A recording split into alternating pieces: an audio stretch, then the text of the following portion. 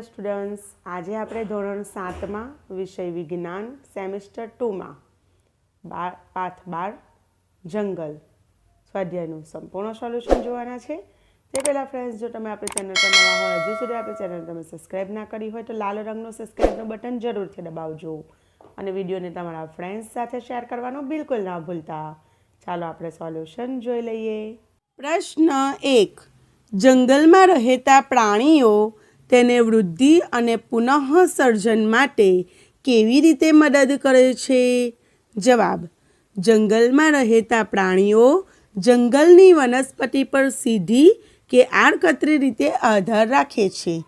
તેઓ પોષણ મેળવે છે અને ઉત્સર્ગ દ્રવ્યો બહાર કાઢે છે, જે વનસ્પતિને પોષક દ્રવ્યો પૂરા પાડે છે।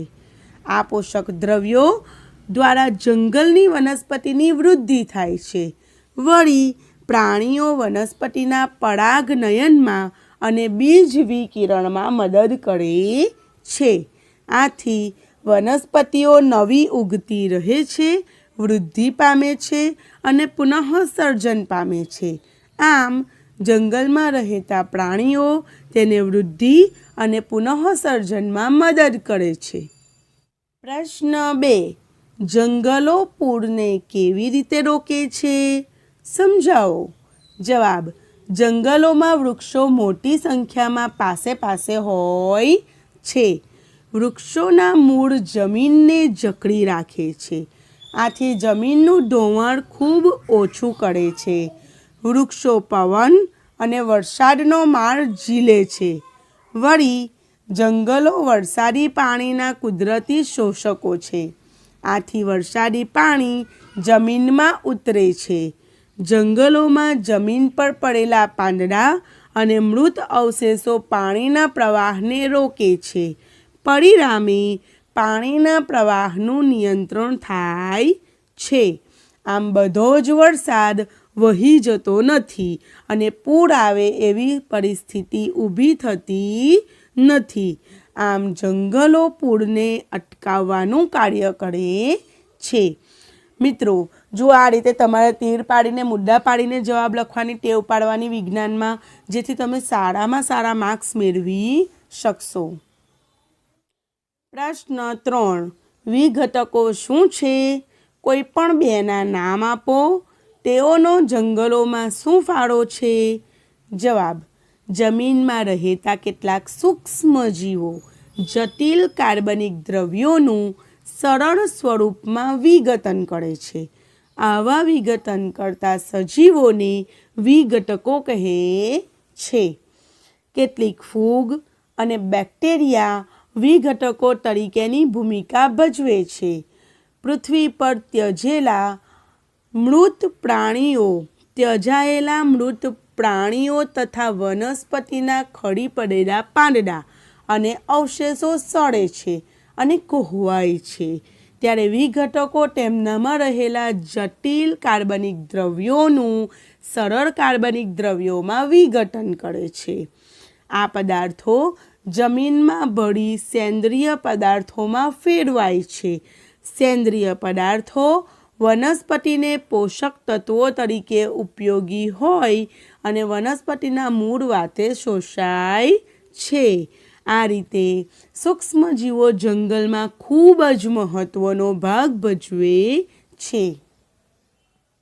પ્રશ્ન 4, જંગલોનો વાતાવરણમાં ઓક્સિજન અને કાર્બન ડાયોક્સાઇડના સંતુલનમાં ફાળો જણાવો। જવાબ: જંગલોમાં વૃક્ષો મોટી સંખ્યામાં હોય છે। વૃક્ષો દિવસે પ્રકાશ સંશ્લેષણ દ્વારા વાતાવરણમાંના કાર્બન ડાયોક્સાઇડ એટલે CO2નો ઉપયોગ કરીને ખોરાક બનાવે છે અને ઓક્સિજન એટલે O2 વાયુ, જેને આપણે પ્રાણવાયુ કહીએ છીએ, એને વાતાવરણમાં મુક્ત કરે છે। પ્રાણીઓ શ્વસનમાં ઓક્સિજન વાયુ લઈ કાર્બન ડાયોક્સાઇડ વાયુ મુક્ત કરે છે। આમ જંગલોમાં વનસ્પતિની પ્રકાશ સંશ્લેષણની ક્રિયા અને પ્રાણીઓનો શ્વસનની ક્રિયા દ્વારા વાતાવરણમાં ઓક્સિજન અને કાર્બન ડાયોક્સાઇડનું પ્રમાણ જળવાઈ રહેતા સંતુલન સ્થપાય છે। પ્રશ્ન 5, જંગલમાં કંઈ પણ નકામું નથી. સમજાવો. જવાબ: જંગલમાં પ્રાણીઓ મૃત્યુ પામે તો ગીધ, કાગડા, શિયાળ વગેરે મૃતદેહના ભાગો છૂટો કરીને ખાઈ જાય છે. વધેલા ભાગો છેવટે સૂક્ષ્મજીવો અને જીવજંતુઓ સાફ કરી જાય છે. જંગલમાં વનસ્પતિના ખડી પડેલા પાંદડા અને અન્ય ભાગો પણ સેન્દ્રિય પદાર્થોમાં ફેરવાઈ પોષક તત્વોના રૂપમાં વનસ્પતિના ઉપયોગમાં આવે છે. આમ જંગલમાં કોઈ વસ્તુ નકામી પડી રહેતી નથી, પરંતુ કોઈને કોઈ રીતે ઉપયોગી બને છે. તેથી કહી શકાય કે જંગલમાં કંઈ પણ નકામું નથી. પ્રશ્ન 6. જંગલમાંથી મળતી કોઈ પણ 5 પેદાશોના નામ જણાવો. આમ તો વિદ્યાર્થી મિત્રો, જંગલમાંથી ઘણી બધી અને ઉપયોગી વસ્તુઓ મળે છે, પણ અહીં આપણે નમૂના માટે 5 વસ્તુઓના નામ લખીશું. જવાબ: જંગલમાંથી મળતી પેદાશો નીચે મુજબ છે. 1. લાકડું. વનસ્પતિ મોટા પ્રમાણમાં હોય છે, એટલે લાકડું મોટા પાયે આપણે વનસ્પતિમાંથી મેળવીએ છીએ, બરાબર? એટલે લાકડું આપણને જંગલમાંથી મળે છે. બીજું, જડીબુટ્ટીઓ, જેને આપણે ઔષધો કહીએ છીએ ને, તો કેટલીય ઔષધિ વનસ્પતિ જંગલમાં હોય છે, એમાંથી જડીબુટ્ટીઓ બનાવવામાં આવે છે. ત્રીજું, ગુંદર. હવે તમે બધા જાણો છો બાવળ પર ગુંદર હોય છે, બરાબર? એ રીતે કેટલીક વનસ્પતિઓના થડ પર ગુંદર જમા થાય છે અને એ આપણા ઉપયોગમાં આવે છે. પછી રેઝિન અને કાઠો. તમે પાન ખાતા હોય તો એમાં કથ્થાઈ કલરનો જે કાઠો લગાવે છે તેને કાઠો કહેવાય છે, બરાબર? એ પણ આપણને વનસ્પતિની પેદાશ તરીકે મળે છે, બરાબર? એ પણ જંગલમાંથી આપણને મળી આવે છે. પ્રશ્ન 7. ખાલી જગ્યા પૂરો. 1. કીટકો, પતંગિયા, મધમાખી અને પક્ષીઓ સપુષ્પી વનસ્પતિને ખાલી જગ્યામાં મદદરૂપ છે. તો જવાબ આવશે પરાગનયનમાં મદદરૂપ થાય છે. બીજી ખાલી જગ્યા, જંગલ ખાલી જગ્યા અને ખાલી જગ્યાનું શુદ્ધિકરણ કરે છે. જવાબ આવશે જંગલ એ હવા અને પાણીનું શુદ્ધિકરણ કરે છે. ત્રીજી ખાલી જગ્યા, છોડવાઓ જંગલનું ખાલી જગ્યા સ્થળ બનાવે છે. તો જવાબ આવશે છોડવાઓ જંગલનું સૌથી નીચલું સ્તર બનાવે છે. ચોથી, સડેલા પાંદડા અને પ્રાણીઓના મળ જંગલને ખાલી જગ્યા બનાવે છે. તો જંગલને સેન્દ્રિય દ્રવ્યો બનાવે છે, એટલે એ જંગલમાં સેન્દ્રિય દ્રવ્યો બનાવીને ઉપયોગી થાય છે. પ્રશ્ન 8. આપણે જંગલને લગતી પરિસ્થિતિ અને સમસ્યાઓથી શા માટે ચિંતિત થવું જોઈએ? જવાબ: જંગલો વરસાદ લાવે છે, હવા ઠંડી રાખે છે, અવાજનું પ્રદૂષણ ઘટાડે છે, જમીનનું ધોવાણ પણ ઘટાડે છે તથા પૂરને અટકાવે છે. જંગલો આપણને ઔષધીય વસ્તુઓ, લાકડું અને ઘણી જ ઉપયોગી પેદાશો આપે છે. જંગલો એ પૃથ્વીનું સૌંદર્ય છે. જંગલો આપણા પર ઘણા ઉપકારો કરે છે. તેથી જંગલોની આપણને ચિંતા હોવી જોઈએ. આજે જંગલો કપાતા જાય છે, ત્યાં ઉદ્યોગો અને વસાહતો સ્થપાતી જાય છે. તેથી જંગલમાં વસતા પ્રાણીઓ અને લોકોના કુદરતી રહેઠાણ છીનવાઈ રહ્યા છે. આપણા વિકાસ માટે જંગલોનો નાશ થઈ રહ્યો છે. જંગલો માટે આવી પરિસ્થિતિ અને સમસ્યાઓ ઊભી થઈ રહી છે, તે ખરેખર મનુષ્ય માટે વિચારવા જેવી બાબત છે. આપણા પર્યાવરણને બચાવવા જંગલોની જાળવણી કરવી જરૂરી બની રહે છે. પ્રશ્ન 9. જંગલમાં વિવિધ વનસ્પતિ અને પ્રાણીઓ શા માટે જરૂરી છે? સમજાવો. જવાબ: વનસ્પતિની વિવિધ જાતિઓને વિકસાવવાથી જંગલો તૃણાહારીઓને ખોરાક અને રહેઠાણની બહોળી તકો પૂરી પાડે છે. આથી તૃણાહારીઓની સંખ્યા વધે છે. તૃણાહારીઓની સંખ્યા વધતા માંસાહારીઓ માટે ખોરાક પૂરતો મળી રહે છે. પરિણામી માંસાહારી પ્રાણીઓની સંખ્યા પણ વધે છે. આથી જંગલ વનસ્પતિઓ, તૃણાહારીઓ અને માંસાહારી પ્રાણીઓથી હળિયું ભળિયું લાગે છે. આમ વનસ્પતિ અને પ્રાણીઓની વિવિધતા જંગલના વૃદ્ધિ અને પુનર્વિકાસ માટે જરૂરી છે. પ્રશ્ન 10. નીચે આપેલી આકૃતિમાં ચિત્રકાર નામ નિર્દેશન અને તીર આપવાનું ભૂલી ગયેલ છે.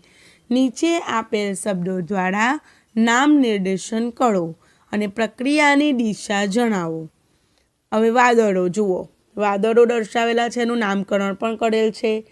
વરસાદ, પછી વાતાવરણ, કાર્બન ડાયોક્સાઇડ દર્શાવેલું છે, પછી ઓક્સિજન, એ બધા હવામાંના વાયુઓ છે. અહીં એવું દર્શાવેલું છે કે કાર્બન ડાયોક્સાઇડનો વનસ્પતિ દિવસ દરમિયાન ઉપયોગ કરે છે અને આપણને ઓક્સિજન આપે છે. પછી પ્રાણી દર્શાવેલ છે નીચે, બરાબર, હરણ છે, પ્રાણી દર્શાવેલ છે, જમીન દર્શાવેલ છે, મૂળ, વનસ્પતિના મૂળ દર્શાવેલ છે અને જળ સપાટી દર્શાવેલી છે. બરાબર. બાળ મિત્રો, આપણે બધા જાણીએ છીએ કે વનસ્પતિ વરસાદ લાવવા માટે પણ ઉપયોગી બને છે. એનું પણ અહીં ચિત્રાત્મક રીતે રજૂઆત કરેલી છે, જેને તમે પેન્સિલથી આકૃતિ દોરીને સરસ રીતે નામ નિર્દેશન કરજો. પ્રશ્ન 11. નીચે આપેલામાંથી કઈ જંગલની પેદાશ નથી? એ. ગુંદર, બી. Plywood, C. મીણ કે ડી. કેરોસીન? સાચો જવાબ છે ડી. કેરોસીન. એ જંગલની પેદાશ નથી. પ્રશ્ન 12. નીચે આપેલામાંથી કયું વિધાન સાચું નથી? એ. જંગલો જમીન ધોવાણની પ્રક્રિયાને અટકાવે છે. બી. વનસ્પતિ અને પ્રાણીઓ જંગલમાં એકબીજા પર આધારિત નથી. સી. જંગલો વાતાવરણ અને જળચક્ર પર અસર કરે છે. કે ડી. જમીન જંગલોની વૃદ્ધિ અને પુનઃસર્જન માટે મદદ કરે છે. સાચો જવાબ છે બી. વનસ્પતિ અને પ્રાણીઓ જંગલમાં એકબીજા પર આધારિત નથી. આ વાક્ય ખોટું છે, એટલે કે સાચું નથી. પ્રશ્ન 13. સૂક્ષ્મજીવો મૃત વનસ્પતિ પર પ્રક્રિયા કરે છે. તે ખાલી જગ્યા. એ. રેતી, બી. ફૂગ એટલે મશરૂમ, સી. કડક કે ડી. કણ કે ડી. લાકડું? સાચો જવાબ છે બી. ફૂગ, મશરૂમ એ મૃત વનસ્પતિ પર પ્રક્રિયા કરે છે. વૈજ્ઞાનિક કારણો આપી સમજાવો. પહેલું વૈજ્ઞાનિક કારણ જોઈ લઈએ.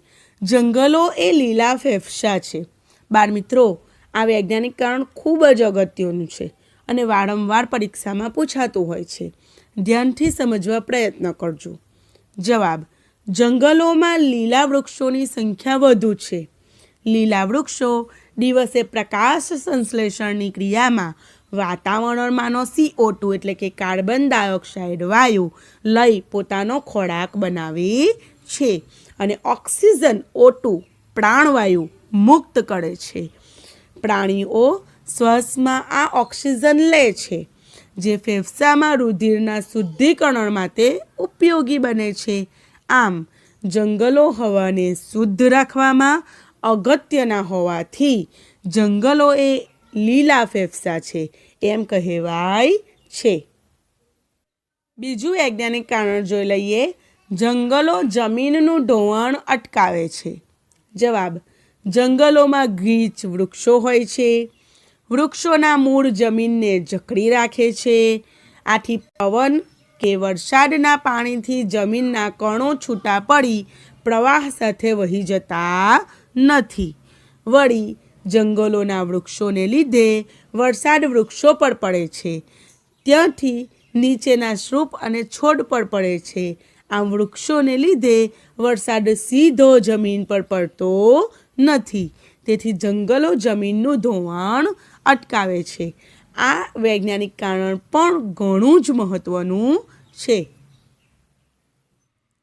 ફ્રેન્ડ્સ, જો તમને વિડીયો ગમ્યો હોય તો વિડીયોને ચોક્કસ રીતે લાઈક આપજો અને તમારા ફ્રેન્ડ્સ સાથે વિડીયોને વધુને વધુ શેર કરજો, જેથી બીજા લોકોને પણ ઉપયોગી વિડીયો મળી રહે।